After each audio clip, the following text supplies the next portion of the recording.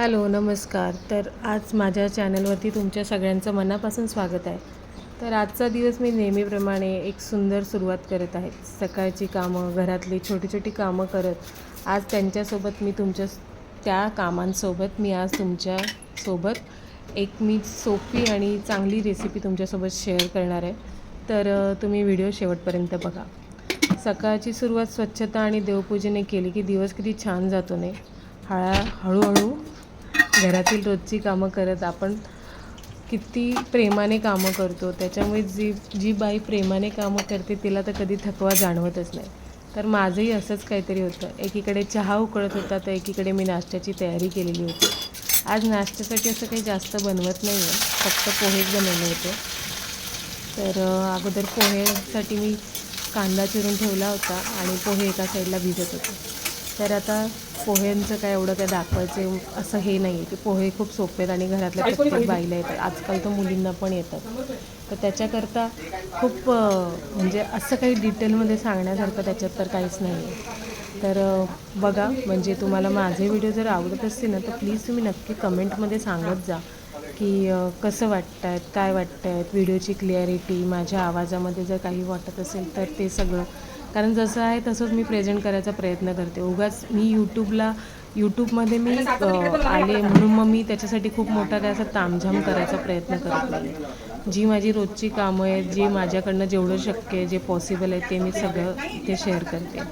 आणि असं काही गरजेचं नाही आहे की माझ्याकडनं रोजचाच व्हिडिओ येईल. मला जसं जमतं आहे तसं मी तुमच्यासोबत सगळ्या गोष्टी शेअर करते. तर आता हे जे किचनचे प्लॅटफॉर्म, नंतर गॅसची शेगडी जी स्वच्छ दिसते ही माझी सवयच आहे की मला आवडतं.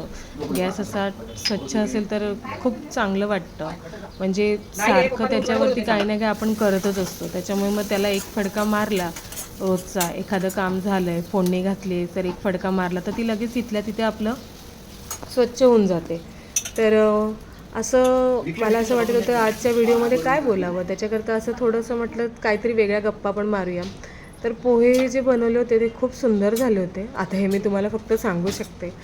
तर खरंच छान झाले होते पोहे. म्हणजे मी सुद्धा खाल्ले आज. जरा सकाळी लवकर उठले होते तर निवांत होतं. तर म्हटलं चला आपण पण थोडंसं खाऊया, नाही तर रोज कुठे आपल्याला वेळ मिळतो आहे. तर मग आज जरा बसून मस्त छान असं खाल्ले. तर कोथिंबीर वगैरे असेल ना त्याच्यामध्ये तर खूप छान वाटतं. आता तुम्ही पोह्यांच्या कलरवरनं अंदाज करू शकता की खरंच किती सुंदर बनले असतील. म्हणजे मला तरी आवडले. तर असं आजचं हे सगळं दिवस होतं. त्याच्यानंतर पोहे नाश्ता वगैरे सगळ्यांचा झाला. त्याच्यानंतर एका साईडला लगेच मी पीठ मळून घेतले. पीठ मळताना मी काय करते, मीठ त्याच्यामध्ये टाकते आणि तो ग्लास होता त्या मापाचं मी पूर्ण पाणी अगोदर टाकून देते. म्हणजे मला सारखं सारखं पाणी घ्यायची गरज नाही लागत. तर एकदाच टाकलं की मला समजून जाते की आता मला किती लागणार आणि किती नाही लागणार आहे पाणी टाकायला. तर माझी कणिक तर मळून रेडी झाली होती. आता हिला फक्त मी तेल टाकून थोडंसं मळून घेणार आहे. असं चांगली व्यवस्थित मळली ना कणिक तर आपली पोळ्या पण खूप छान येतात, मऊ येतात. म्हणजे तुमची पोळी सकाळची संध्याकाळपर्यंतसुद्धा मऊ राहते. इतकं म्हणजे छान वाटतात त्या पोळ्या असं खायला. असं वाटतच नाही की त्या आपण सकाळी केलेल्या पोळ्या आहेत म्हणून असं. तर आता अशा बऱ्याचशा गृहिणी आहेत की ज्या घरातही मेंटेन करतात, प्लस बाहेरही मेंटेन करतात, प्लस स्वतःकडेही लक्ष देत आहेत, घरातल्या सगळ्या गोष्टींकडे पण. ती माझी सुंदर अशी बाल्कनी आहे. आज ऊन पडलं होतं, पावसाने थोडी सुट्टी घेतली त्याच्यामुळे. तर आजच्या या झाडांना असं उन्हामध्ये दिसताना ना त्यांना असं खूप असं बरं वाटत होतं, असं वाटत होतं मला ते कदाचित. कारण की खूप दिवस झाले ऊन नाही आहे आणि 2-4 दिवस झाले पाऊस नाही आहे. तर आता ऊन आलं त्याच्यामुळे झाडांना पाणी वगैरे दिलं मी. ते काय माझ्याकडनं जे झालंय तेवढं मी तुमच्यासोबत शेअर केलं. आता माझं सगळं तर झालं होतं. आता फक्त भाजी आणि पोळ्या राहिल्या होत्या. बाकी टिफिनची पण तयारी बाकी होती. आता टिफिन बनवताना ना मी भात बनवणार होते. तर त्याच्यामध्ये माझ्या मुलाने थोडंसं हे केलं, रेकॉर्ड केले. तर त्याचाच आवाज मी तुमच्यासोबत शेअर करणार आहे. कारण की त्यालाही असं आवडतं असं मध्ये मध्ये यायला, मम्मीला त्रास द्यायला. असं बऱ्याच जणांच्या घरामध्ये असतं की त्यांची लहान मुलं असली की त्यांचं सतत मम्मी मम्मी मम्मीच चालू असतं. तर त्याच्याकरता म्हटलं चल आता तुझा पण आवाज घेते आणि तू पण त्याच्यामध्ये बोल. हा पोळ्यांसाठी कपडा आहे ना, मी आत्ता जस्ट मागवला आहे Amazonवरनं.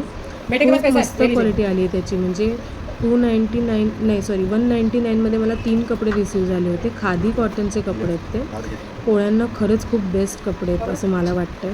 तर तुम्हालाही आवडत असेल तर तुम्ही पण प्लीज यूज करून बघा. आणि म्हणजे त्याच्यामध्ये ना खूप चांगल्या राहतात पोळ्या. म्हणजे सकाळी जर भरल्या तर तुम्ही संध्याकाळीसुद्धा तेवढ्याच त्या ताज्या राहतात. हे झाल्याच्या नंतर हे भांड्यांचा तो पसाराच होता.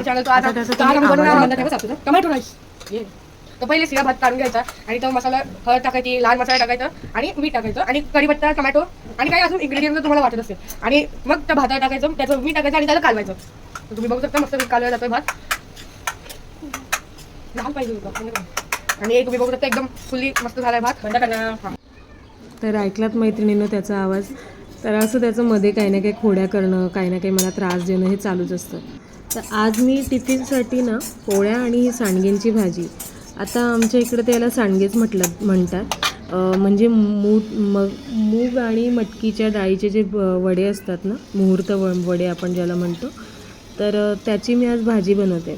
ॲज युजल माझा बारीक कापलेला कांदा जो मला अत्यंत प्रिय असतो तो तुम्हाला मी पुन्हा दाखवला आहे की नाही. खरंच बघा मी जे बोलते ते खरंच आहे.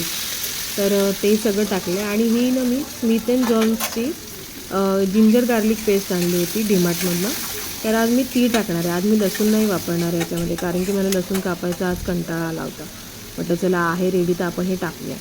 तर हे टाकल्यावरती ना, हे जेव्हा आपण ही पेस्ट टाकतो ना कुठल्याही गोष्टीमध्ये, भात असू दे भाजी असू दे, त्याची टेस्ट आहे ना खूप वेगळी होऊन जाते. म्हणजे भारी वाटतं ते.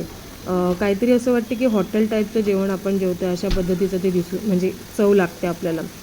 तर मी तो कांदा वगैरे असा परतून झाला आणि कांदा टोमॅटो एकत्र टाकला, कारण की त्यांना एकत्रच पाणी सुटेल त्याच्यासाठी. त्याच्यानंतर हा कांदा लसूण मसाला आहे तो इथेच लोकल शॉपमधनं घेतला होता. पण ह्या कांदा लसूण मसाल्याचं वैशिष्ट्य असं आहे ना, याला तुम्ही 1 चमचा टाकलं ना तरी त्याला खूप चांगली चव येते त्या भाजीची. तो म्हणजे ते काका तिथे बनवतात आणि त्यांच्याकडनंच आम्ही नेहमी घेतो. तर त्यांच्याकडचा घेतलेला मसाला मला बराच दिवस जातो. म्हणजे मी जरी 1 किलो वापरत असेल ना तर तो मला जवळजवळ 2 महिने तर नक्कीच पुरतो. तसं वर्षभराचं तर काही मी भरून ठेवत नाही, तेवढं माझ्याकडे स्पेस नसल्यामुळे. तर जेवढं आहे जसं आहे तेवढ्या ह्याच्यात मी करायचा नेहमी प्रयत्न करते. तर आता ही भाजी बनवली ना, त्याच्यामध्ये ना मी गरम पाणी घेतलं होतं यावेळेस. म्हणजे हे मी पहिल्यांदा ट्राय केलं की गरम पाणी टाकून बघूया म्हटलं कसं होतं. तर गरम पाणी टाकल्यावरती मला एक जाणवलं की ना लगेच उकळ्या येतात त्या भाजीला. अरे म्हटलं अरे वा, हे बरं आहे. म्हणजे आपल्याला जास्त वाट बघायची पण गरज नाही. तर म्हटलं चला ह्या अशा काही भाज्या करायच्या असल्या ना तर आपल्याला एक ट्रिक सापडली आहे की गरम पाणी आपण याच्यात टाकायचं. आता एक पाणी आहे ना त्या वड्या शोषून घेतात, तेव्हा त्या नरम पडतात. कारण आपण त्यांना आधी भाजलेलं असतं ना, त्याच्यामुळे त्यांचा रुचकरपणा अजून वाढतो. आणि जेव्हा कोथिंबीर त्याच्यात टाकली जाते ना, तेव्हाचा जो घमघमाट आहे ना तो खूपच सुंदर असतो. तर अशा पद्धतीचं आजचं माझं जे काही हलकं फुलकं साजेसं आणि घरगुती जेवण होतं ते मला तरी आवडलं. पण तुम्ही बघताय त्याच्यामुळे तुम्हाला आवडते का ते नक्की मला सांगा. आणि प्लीज माझ्या चॅनलवर जर तुम्ही नवीन असाल तर माझ्या चॅनलला लाईक करा, शेअर करा आणि सबस्क्राईब पण करा.